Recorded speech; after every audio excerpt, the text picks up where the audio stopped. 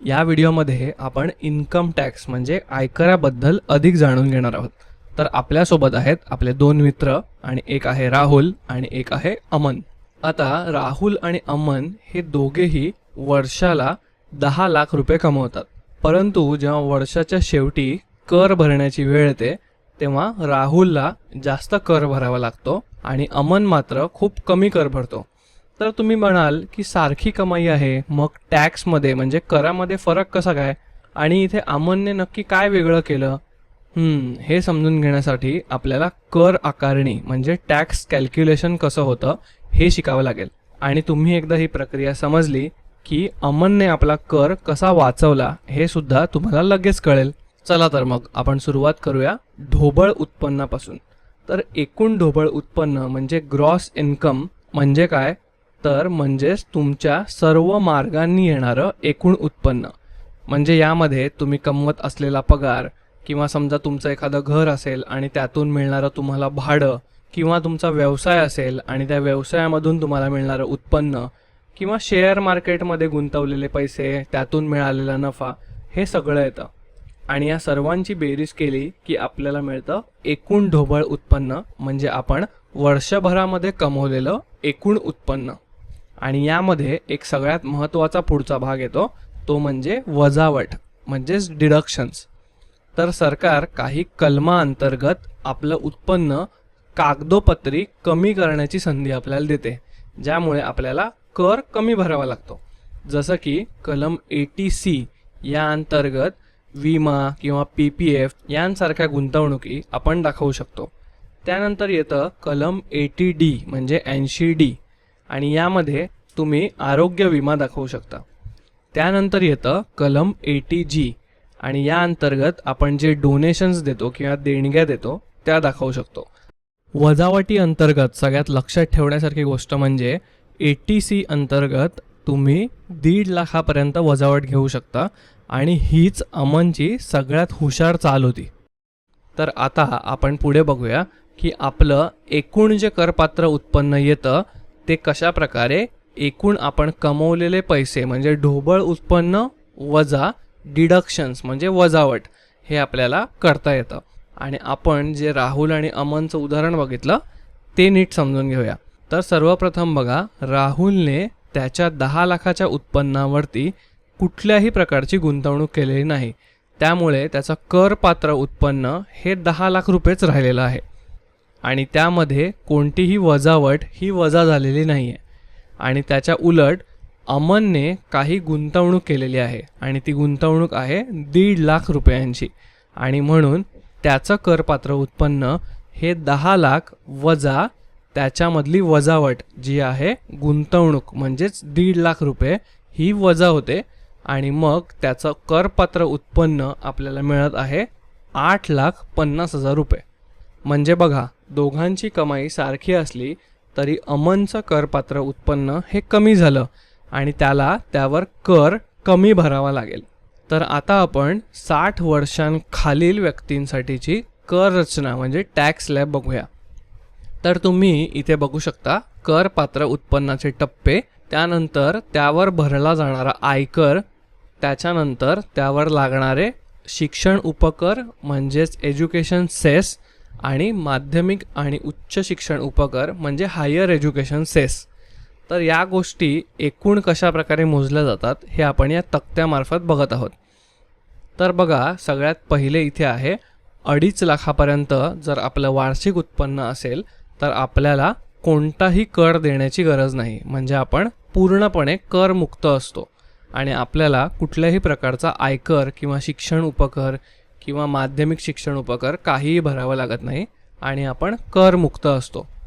त्यानंतर जर आपण पुढे बघितलं तर आपल्याला कळतं की आपलं उत्पन्न 2.5 लाख ते 5 लाख इतकं असेल तर आपल्याला 5% आयकर भरावा लागतो. आणि जर तुम्ही या 2.5 लाखावरती येणारे 5% मोजले तर ते होतात 12,500 रुपये. आणि म्हणूनच खाली 5 लाख ते 10 लाख या रकमेवरती जो कर भरावा लागणार आहे त्याच्यातले 12,500 तिथे आधीच दिलेले आहेत, अधिक या रकमेवरती 20% कर भरावा लागतो. आणि 10 लाखावरचा 20% कर किती होतो तर तो असतो 1,00,000 रुपये. आणि ते 1,00,000 रुपये अधिक 12,500 हे त्यापेक्षा जर अधिक आपलं उत्पन्न असेल तर पुढच्या रकमेमध्ये भरावे लागतात. म्हणजेच बघा, जर खाली आपण 10,00,000पेक्षा अधिक उत्पन्न असेल हे बघितलं तर आपल्याला 1,12,500 हा तर कर भरावा लागतोच, शिवाय त्याच्यापेक्षा अधिक रकमेवरचा 30% कर सुद्धा आपल्याला भरावा लागतो. आणि या सर्व रकमेमध्ये आपल्याला आयकराच्या 2% शिक्षण उपकर आणि आयकराच्या 1% माध्यमिक व उच्च शिक्षण उपकर सुद्धा भरायचा असतो. तर इथे आपण 60 वर्षांखालील व्यक्तींसाठी जे कर रचनेचे टप्पे आहेत ते बघितले. आता तुम्ही गोंधळात अजिबात पडू नका.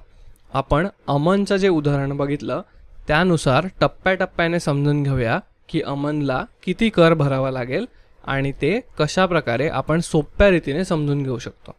तर सगळ्यात पहिले आपण बघितलं अमनचं एकूण उत्पन्न हे होतं 10,00,000 रुपये आणि त्यातून 1.5 लाखांची वजावट गेली म्हणजे उरले 8,50,000 रुपये. आता आपण यावर कर रचना म्हणजे टॅक्स स्लॅबचे टप्पे लागू करूया. तर सगळ्यात पहिले 2.5 लाखांपर्यंत 0% कर असतो, हे आपण बघितलेलं होतं. म्हणजेच अमनला पहिल्या 2.5 लाखांवरती 0 रुपये कर भरावा लागेल. आणि त्याचं उर्वरित उत्पन्न किती येतं ते सुद्धा आपण बघूया.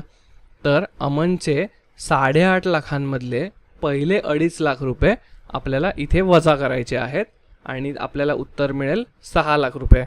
म्हणजे अमनला या 6 लाखांपर्यंत कुठलाही कर भरायची गरज नाही आणि त्याचा कर आहे 0 रुपये. आता या 6 लाखांवर अमनला किती कर भरावा लागतो ते आपण बघूया. तर आपल्या कर रचनेमधला दुसरा टप्पा होता तो होता 2.5 लाख ते 5 लाख या रकमेवर भरला जाणारा कर, जो होता 5%. म्हणजे आपल्याला दुसऱ्या टप्प्यातील जी रक्कम आहे ती मिळालेली आहे 5 लाख वजा 2.5 लाख बरोबर दुसऱ्या टप्प्यातली रक्कम आहे 2.5 लाख रुपये. आता या 2.5 लाखांवरती 5%चा कर जो आहे 12,500 रुपये. म्हणजेच अमनला या 5 लाखांपर्यंत 12,500 रुपयांचा कर भरावा लागेल. आता त्यापुढे त्याचं किती उत्पन्न राहिलं म्हणजे उर्वरित उत्पन्न त्याचं किती शिल्लक राहिलं तर ते आहे 6 लाख वजा हे 2.5 लाख म्हणजे राहिलेलं उत्पन्न आहे 3,50,000 रुपये. आता आपण या 3,50,000वरती किती कर भरावा लागेल ते बघूया. तर आपल्या कर रचनेचा तिसरा टप्पा जो आहे तो आहे 5 लाख ते 10 लाख इतकं जर उत्पन्न असेल तर त्यावर भरावा लागणारा कर. आणि आपल्याला माहिती आहे की त्यावर 20% कर भरावा लागतो. त्याच्यामुळे हे 10 लाख वजा 5 लाख म्हणजे तिसऱ्या टप्प्यातील जी कराची रक्कम आहे ती झाली 5 लाख रुपये. आणि अमनचे जे राहिलेले पैसे होते ते होते 3,50,000 ज्यावर त्याला 20% कर भरावा लागेल आणि जो 20% कर येतो 70,000 रुपये. म्हणजेच आपल्याला कळलेलं आहे की अमनला भरावा लागणारा एकूण जो आयकर आहे तो आहे पहिल्या टप्प्यावरचा 0 रुपये, दुसऱ्या टप्प्यावरचा 12,500 रुपये आणि तिसऱ्या टप्प्यावरचा 70,000 रुपये. यांची एकूण जर आपण बेरीज केली तर आपल्याला कळेल आपल्याला मिळतात 82,500 रुपये. आणि अमनला यावरती उपकर सुद्धा भरावा लागेल. म्हणजेच या 82,500 वरती आयकराच्या 3% उपकर म्हणजेच जो येतो 2,475 रुपये. आता या 3%मध्ये एक शिक्षणाचा उपकर होता आणि एक होता माध्यमिक शिक्षणाचा. हे दोन्ही मिळून जे 3% होतात ते आपण एकत्र केलेले आहेत आणि जो आपल्याला उपकर मिळालेला आहे 2,475 रुपये.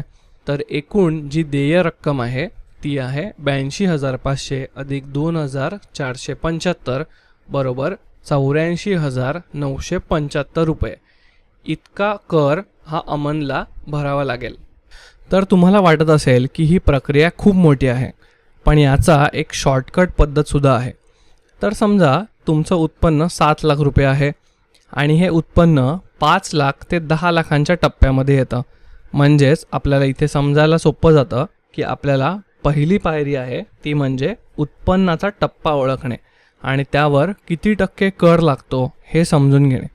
तर इथे 7 लाख रुपये आहे म्हणजेच 20% कराचा टप्पा आपल्याला लागलेला आहे आणि यावर आपल्याला कर निश्चित करायचा आहे. म्हणजे पहिल्या टप्प्यावर लागणारा कर हा 2.5 लाखांपर्यंत कोणताही कर नसतो, म्हणजेच त्याला 0% कर असं सुद्धा म्हणतात. त्याच्यानंतर पुढच्या 2.5 लाखांवरती आपल्याला 5% कर भरायचा असतो, जो असतो 12,500 रुपये. आणि आपल्याला तिसरी पायरी माहिती आहे की आपल्याला उर्वरित कर मोजायचा असतो, जो आहे 7 लाख वजा 5 लाख, कारण पहिल्या 5 लाखावरती आपण कर भरलेला आहे आणि जो होता 12,500 रुपये. आता आपल्याला 7 लाखावरचा एकूण कर मोजायचा आहे, त्याच्यामुळे 5च्या पुढचे राहिलेले 2 लाख याच्यावरती आपण 20% कर भरणार आणि जो 20% कर होतो 40,000 रुपये. आता हे 40,000 रुपये अधिक पहिल्या टप्प्याचे 12,500 रुपये, म्हणजे आपल्याला एकूण भरावा लागणारा आयकर जो असेल तो असेल 52,500 रुपये. म्हणजेच हे आपल्याला अशा प्रकारे सोप्या पद्धतीने किंवा स्मार्ट मार्गाने समजलेलं आहे. तर हे एक प्रकारचं सूत्र आहे असं तुम्ही बघू शकता, ज्यामध्ये पहिले 12,500 हे पहिल्या 5 लाखांपर्यंत अधिक पुढचे 20% आणि त्याच्यामधून उत्पन्न वजा पहिले 5 लाख रुपये. याचं जर कॅल्क्युलेशन आपण नीट केलं तर आपल्याला सहज पद्धतीने किती कर येतो हे काढता येतं. आणि त्यामध्ये शिक्षणाचा उपकर आणि माध्यमिक शिक्षणाचा उपकर हे सुद्धा आपण सहज जोडू शकतो. तर इथे आपण सगळ्यात पहिले 60 वर्षापर्यंतच्या व्यक्तीचे हे कराचे टप्पे समजून घेतले. आता एक शेवटची महत्त्वाची गोष्ट म्हणजे जे ज्येष्ठ नागरिक असतात, ज्यांचं वय 60 वर्ष ते 80 वर्ष इतकं असतं, त्यांच्यासाठीची कर रचना थोडी वेगळ्या पद्धतीची असते. आणि त्याच नंतर अतिज्येष्ठ जे नागरिक असतात, म्हणजे जे 80 वर्षापेक्षा सुद्धा अधिक ज्यांचं वय असतं, त्यांचेसुद्धा उत्पन्नाचे टप्पे आणि कराचे टप्पे वेगळे आहेत. तर इथे आपण अशा प्रकारे सगळ्या वयोगटांमधले कराचे टप्पे समजून घेतले, कोणाला किती कर लागतो ते समजलं. आणि आपल्याला ही सुद्धा एक गोष्ट समजणं गरजेचं आहे की ही जी कर रचना आहे ती वर्षानुसार सरकार बदलत असते. आणि आत्ता हे जे आपण करांचे टॅक्स स्लॅब बघितले ते कदाचित पुढच्या वर्षी वेगळे असतील किंवा अजून 5 वर्षांनी वेगळे असतील. त्याच्यामुळे आपण दरवर्षी कोणते कर रचना आहे ते नीट समजून घेऊन त्यानुसार आपलं करपात्र उत्पन्न किती आहे आणि त्यावर किती कर भरायचा आहे हे संपूर्ण नीट समजून घेतलं पाहिजे.